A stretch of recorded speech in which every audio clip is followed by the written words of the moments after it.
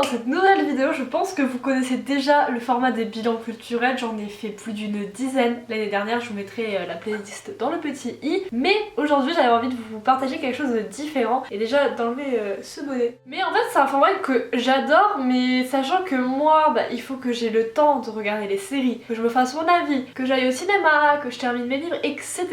C'est vrai que je peux pas non plus publier des bilans culturels toutes les 2 semaines alors que c'est quelque chose que j'aimerais bien faire. Et là je me suis dit, mais pourquoi pas faire un nouveau format où tu fais en fait le bilan culturel de vous, des gens qui me suivent, pour savoir ce que vous regardez, pour vous donner encore plus d'idées, et moi aussi pour savoir si voilà déjà est-ce qu'on a les mêmes goûts ou pas, et aussi pour avoir des nouvelles recommandations. Donc ça sera la première édition de ce nouveau format là, et voilà, c'est parti!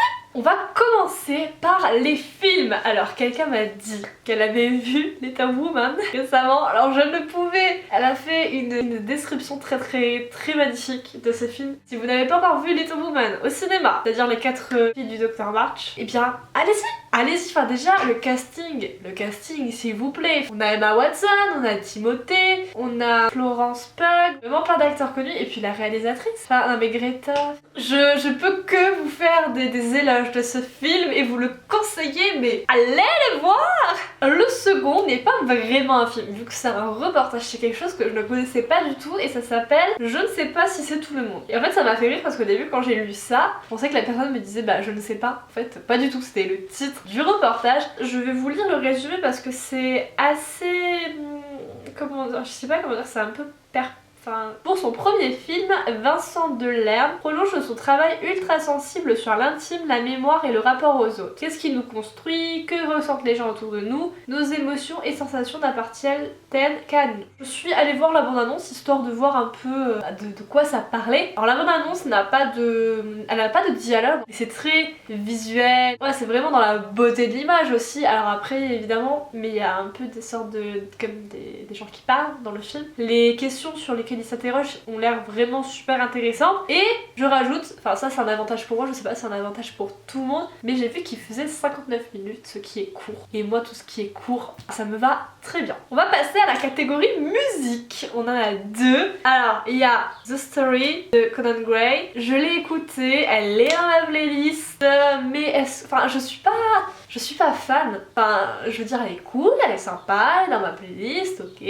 c'est mignon. Mais ça s'arrête là, quoi. Je suis pas une grande fan. Mais en tout cas, voilà, je vous en parle. Les artistes, enfin les seconds artistes dont on va parler, c'est quelqu'un qui a découvert récemment 47 heures. C'est trop marrant parce qu'en fait toutes les recommandations que j'ai eues, les 3 quarts je les connais. C'est super marrant un peu de voir au final qu'on se rejoint. C'est super marrant de voir au final que ce que vous regardez vous, ça rejoint un peu ce que je regarde moi. Donc il y avait une personne qui a découvert récemment 47 terre. Et c'est aussi des artistes que j'ai découvert il y a pas très longtemps, peut-être le mois dernier ou celui d'avant. C'est ma petite touche de chanson française parce que clairement sinon je n'en écoute pas. On va passer aux séries. On va parler d'une série qui s'appelle, alors attention, The Marvelous. Alors écoutez, très bien, on va faire quelque chose d'intelligent. C'est-à-dire que pour prononcer cette série, on va faire appel à Google, Google Traduction. The Marvelous Mrs. Maisel. On va parler de cette série là. Et pareil, c'est quelque chose que je ne connaissais pas du tout, j'en ai jamais entendu parler. Moi j'ai vu un Marvel au début, je me suis dit, oh c'est Marvel, mais pas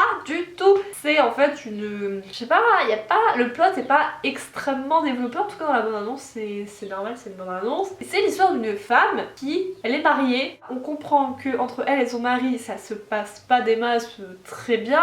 Cette femme là se découvre une passion pour tout ce qui va être de l'acting et elle va se retrouver derrière le micro plusieurs fois à parler et à faire du stand-up, ce genre de choses. On va la suivre dans sa carrière parce que c'est quand même une série qui se passe dans les années 50 ou 60, quelque chose comme ça. C'est vrai que la place de la femme à cette époque n'est pas non plus pas bien facile et elle-même le dit dans la bande-annonce. Je sais plus, mais quelqu'un lui dit en gros qu'elle a elle a un peu un talent quand même pour le stand-up et elle dit mais je suis mère. Pardon, oui tu es mère mais tu peux faire autre chose aussi de ta vie. Pour vous situer un peu le contexte sur la période de temps dans la vie, la prochaine série c'est Scam France. Je ne saurais que vous dire sur cette série-là, je suis très mitigée. Je voulais regarder mais j'ai pas regardé en entier, en fait j'ai regardé la saison 3 pour Lucas et... ah je ne sais plus le prénom de son copain. Après je vous dirais que c'est pas horrible, les acteurs, tout ça ça passe. Pour moi Scam c'était vraiment le charme de la Norvège et... enfin, je sais pas en fait quand je pense à Scam,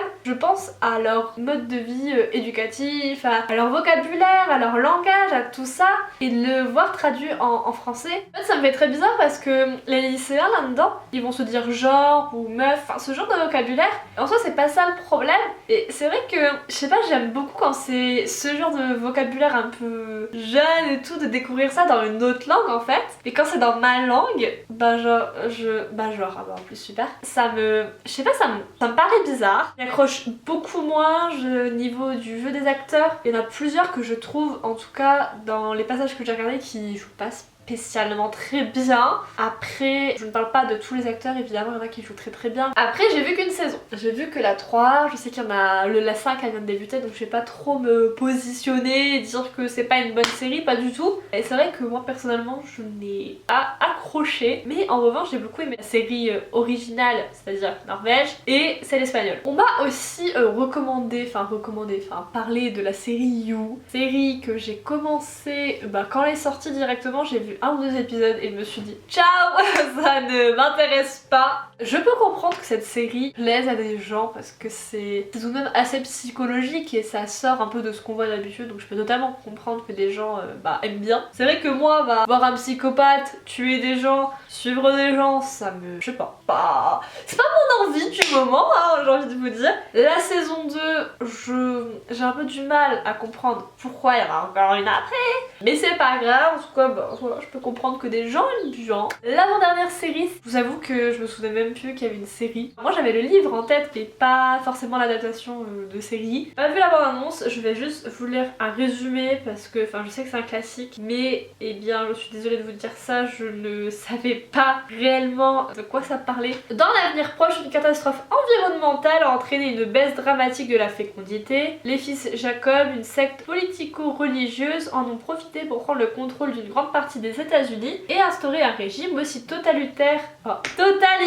que brutal, basé sur des interprétations extrémistes de la Bible. C'est la dystopie, c'est pas très joyeux. C'est le genre d'univers qui me parle pas, me donne pas envie et je sais que c'est hyper intéressant mais j'ai du mal à me plonger dans tout ce qui est un peu... pas forcément hyper joyeux mais ouais si en fait c'est totalement ça. J'ai du mal à me plonger dans des choses qui vont te faire déprimer tout le long avec un truc vraiment totalitaire, hyper brutal et tout. Je suis vraiment une éponge donc en fait si je regarde un truc comme ça, à la fin de la série je vais me sentir mal et c'est pas mon but.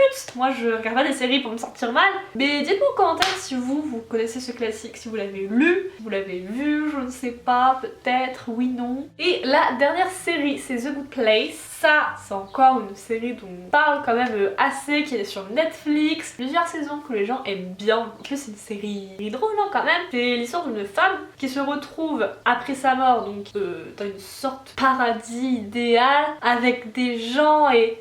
je sais même pas comment résumer ça, genre c'est vraiment un gros bordel.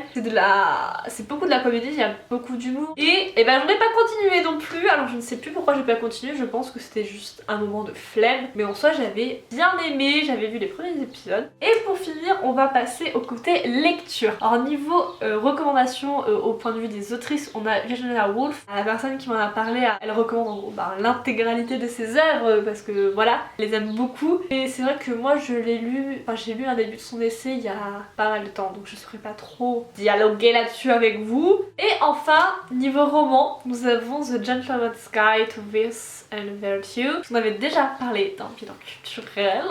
Je l'avais beaucoup aimé, je l'avais acheté à Londres en février dernier. Pareil, on va partir sur un petit résumé. Il est britannique, il est bi, il est jeune et c'est un lord. Voilà, déjà on se met dans un bon contexte. On est au 18e siècle et donc il se lance dans un grand tour d'Europe avec son meilleur ami qui est aussi son crush secret. Donc là on comprend déjà qu'il y a une relation totalement homosexuelle au 18e siècle alors qu'en plus il fait quand même partie d'une famille assez riche. Clairement, vous sentez les problèmes venir.